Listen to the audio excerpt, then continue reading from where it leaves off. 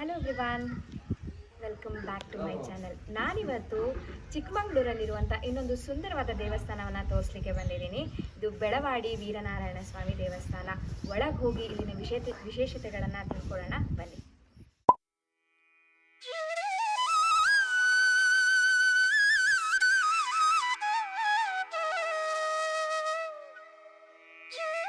ನಾನು ಇವತ್ತು ಬಂದಿರೋ ಪ್ರಸಿದ್ಧ ಸ್ಥಳ ಬೆಳವಾಡಿ ವೀರನಾರಾಯಣ ಸ್ವಾಮಿ ದೇವಸ್ಥಾನ. ಬೇಲೂರು ಹಳೆಬೀಡಿಗೆ ಬಂದಾಗ ಜನ ಇಲ್ಲಿ ಬರೋದನ್ನು ಮರ್ತೇ ಬೇಲೂರನ್ನು ಒಳಗಡೆಯಿಂದ ನೋಡು, ಹಳೆಬೀಡಿನನ್ನು ಹೊರಗಡೆಯಿಂದ ನೋಡು ಅಂತ ಗಾದೆನೇ ಇದೆ. ಬೆಳವಾಡಿಯಲ್ಲಿರೋ ವೀರನಾರಾಯಣ ಸ್ವಾಮಿ ದೇವಸ್ಥಾನ ಒಳಗೆ ಹೊರಗೆ ಅಷ್ಟು ಅದ್ಭುತವಾಗಿದೆ. ಇನ್ನೊಮ್ಮೆ ಬಂದಾಗ ನೀವು ಇಲ್ಲಿ ವಿಸಿಟ್ ಮಾಡೋದನ್ನು ಮರಿಬೇಡಿ.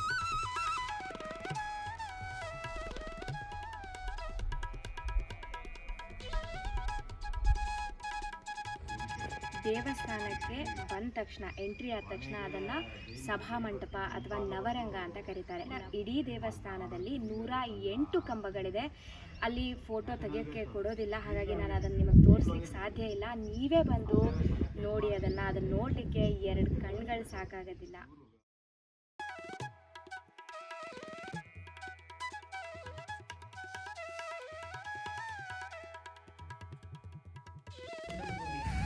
ಬೆಳವಾಡಿ ವೀರನಾರಾಯಣ ಸ್ವಾಮಿ ದೇವಸ್ಥಾನ ಚಿಕ್ಕಮಗಳೂರು ಜಿಲ್ಲೆಯಿಂದ ಒಂದು 30 ಕಿಲೋಮೀಟರ್, ಹಾಗೆ ಹಳೆಬೀಡಿಂದ 12 ಕಿಲೋಮೀಟರ್ ದೂರ ಆಗುತ್ತೆ. ಬೇಲೂರು ಹಳೆಬೀಡು ನೋಡಲಿಕ್ಕೆ ಬಂದಾಗ ಈ ಜಾಗವನ್ನು ಮರಿದೇ ನೋಡಲಿಕ್ಕೆ ಬನ್ನಿ. 3 ಗರ್ಭಗುಡಿಗಳಿದೆ, ಹಾಗಾಗಿ ಇದನ್ನು ತ್ರಿಕುಟಾಚಲ ಅಂತ ಕೂಡ ಕರೀತಾರೆ. ಹಾಗೆ ಇಲ್ಲಿರೋ ದೇವರು ವೀರನಾರಾಯಣ ಸ್ವಾಮಿ, ವೇಣುಗೋಪಾಲ, ಯೋಗ ನರಸಿಂಹ ಗರ್ಭಗುಡಿಗಳಿದ್ದಾವೆ ಇಲ್ಲಿ. ವೇಣುಗೋಪಾಲ ಸ್ವಾಮಿ ವಿಗ್ರಹ, ದೇವರ ವಿಗ್ರಹ ಏನಿದೆ ಅಲ್ಲ, ಅದು ತುಂಬಾ ಸುಂದರವಾಗಿರೋ ವಿಗ್ರಹ ಅಂತ ಆರ್ಕಿಯಾಲಜಿ ಡಿಪಾರ್ಟ್ಮೆಂಟ್ ಅವರೇ ಅದನ್ನು ಹೇಳಿದ್ದಾರೆ. ಅಂದರೆ ಸರ್ವೆ ಮೂಲಕ ಅದು ಇಟ್ ಈಸ್ ಮೋಸ್ಟ್ ಬ್ಯೂಟಿಫುಲ್ ವಿಗ್ರಹ.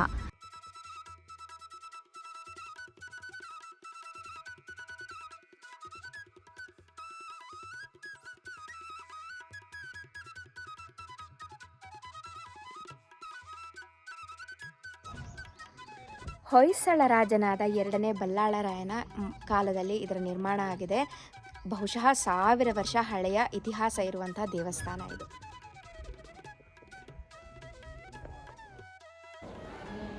ಬೇಲೂರು ಏಕಕೂಟ ದೇವಸ್ಥಾನ, ಹಳೇಬೀಡು ದ್ವಿಕೂಟ ದೇವಸ್ಥಾನ, ಹಾಗೆ ಬೆಳವಾಡಿಯಲ್ಲಿರುವಂತಹ ವೇಣುಗೋಪಾಲ ಅಥವಾ ವೀರನಾರಾಯಣ ಸ್ವಾಮಿ ದೇವಸ್ಥಾನ ತ್ರಿಕೂಟ ದೇವಸ್ಥಾನ. ಅಂದರೆ 3 ಗರ್ಭಗುಡಿಗಳು ಇರುವಂಥ ದೇವಸ್ಥಾನ. ಅದಕ್ಕೆ ಇದನ್ನು ತ್ರಿಕುಟಾಚಲ ಅಂತ ಕೂಡ ಕರೀತಾರೆ.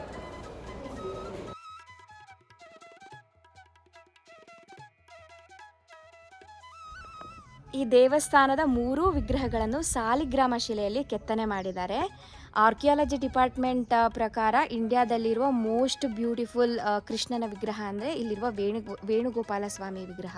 ಇಲ್ಲಿ ಫೋಟೋ ಎಲ್ಲ ತಗೊಳ್ಳೋ ಹಾಗಿಲ್ಲ, ಹಾಗಾಗಿ ನಾನು ಅಲ್ಲಿ ಫೋಟೋನ ತೆಗ್ದಿಲ್ಲ. ನೀವು ಇಲ್ಲಿನೇ ಬಂದು ಈ ವೇಣುಗೋಪಾಲ ಸ್ವಾಮಿಯನ್ನು ದರ್ಶನ ಪಡ್ಕೊಳ್ಬೇಕು. ತುಂಬಾ ಸುಂದರವಾಗಿರುವಂಥ ವಿಗ್ರಹ ಇದು.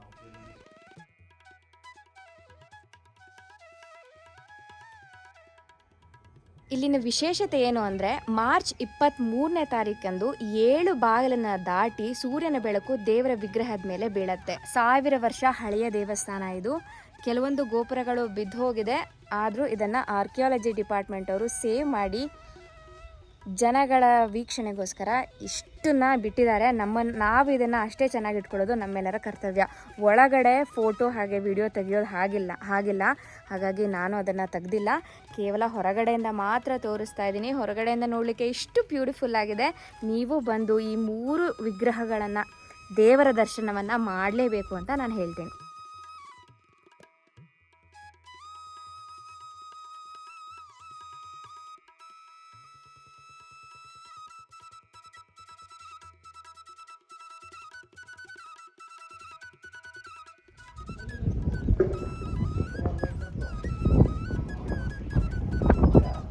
ಇಡೀ ದೇವಸ್ಥಾನವನ್ನು ಬಳಪದ ಕಲ್ಲಿನಲ್ಲೇ ಕಟ್ಟಿದ್ದಾರೆ.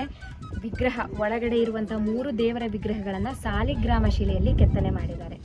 ಈ ಹೋಗೋ ದಾರಿಯಲ್ಲಿ ಹಳೇ ಮನೆಗಳು ನೋಡಲಿಕ್ಕೆ ಸಿಗತ್ತೆ.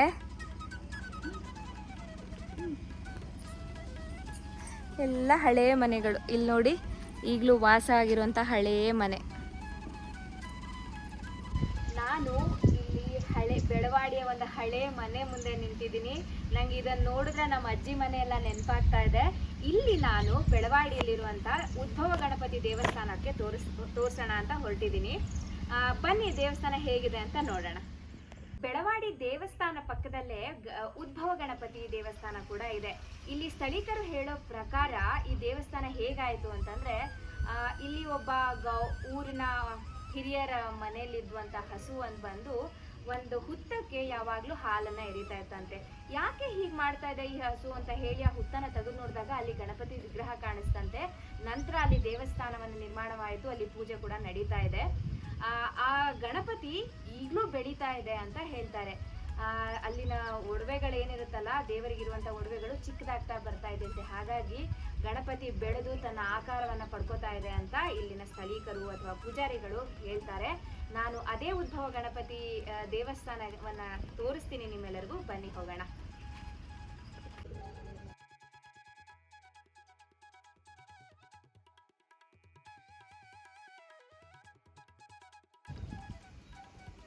ಇದೇ ಉದ್ಭವ ಗಣಪತಿ ದೇವಸ್ಥಾನ. ಐ ಥಿಂಕ್ ಒಳಗಡೆಯಿಂದ ಫೋಟೋ ವಿಡಿಯೋ ತೆಗಿಯೋ ಹಾಗಿಲ್ಲ. ನಾನು ಇಲ್ಲಿಗೆ ಇದನ್ನು ಮುಗಿಸ್ತೀನಿ. ನೀವೇ ಬಂದಾಗ ಈ ದೇವಸ್ಥಾನದ ದರ್ಶನವನ್ನು ಪಡ್ಕೊಳ್ಳಿ. ಅದನ್ನು ನೋಡ್ಕೊಂಡು ಇದನ್ನು ನೋಡಿಕೊಂಡು ಆಮೇಲೆ ಕಡೆ ಹಳೆಬೀಡಿಗೆ ಹೋಗಿದ್ವಿ. ಆವಾಗ ಏನು ಗಣಪತಿ ಇಷ್ಟತ್ರ ಹಾಂ ಈಗ ಬೆಳೆದಿದೆ. 1960ರಿಂದ ಇವಾಗನೇ ಇಷ್ಟು ದೊಡ್ಡ. ಹಾಂ ಇವಾಗ ಇನ್ನೂ ಬೆಳೆದಿದೆ. ಇಷ್ಟಲ್ಲೇ ಈಗ ಇಷ್ಟತ್ರದಲ್ಲಿ